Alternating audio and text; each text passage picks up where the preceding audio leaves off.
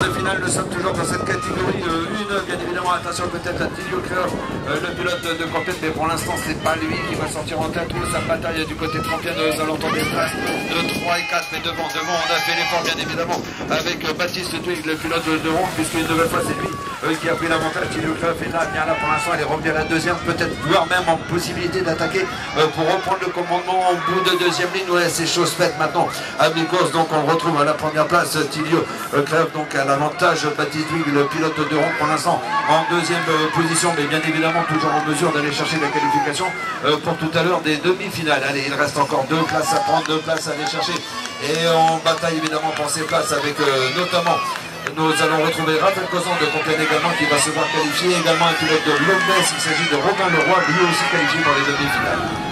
Allez, petit message aux Drésiennes notamment qui vont participer. Les Drésiennes, vous êtes demandés au secrétariat pour les courses qui vont se dérouler juste après. Et pendant ce temps-là, le troisième quart de finale dans cette catégorie des U9 vient de s'élancer avec notamment Mauricio Dupuis, le pilote de Compiègne-Clairoy, qui a pour l'instant pris l'avantage dans ce quart de finale. Il est en première position.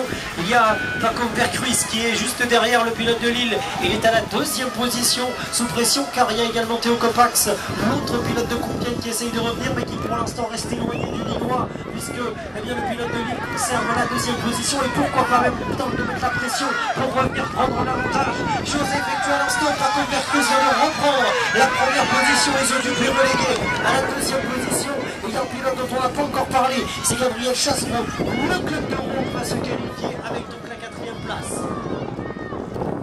Dernier quart de finale dans cette catégorie, les U9, avec Roméo Apka, le Roubaisien, la machine roubaisienne, qui va prendre la première place dans ce quart de finale, avec juste derrière lui en sortie de ce premier virage Marceau de Bar. Le club de Saint-Quentin est bien placé, est en deuxième position, voit pour l'instant bien son pilote qualifié pour les demi-finales. Il y a une 3e place attribuée à Paul Van Est, c'est le club de Ronque qui va prendre pour l'instant la 3e position. Roubaix en première place, Saint-Quentin à la 2e et Ronque en 3e position. Et regardez par contre, regardez la 4e place qui est vraiment disputée avec le retour à l'instant notamment d'Alban Charlet, le pilote de Fleurmet qui vient de dépasser Léandro Raquel qui est en difficulté.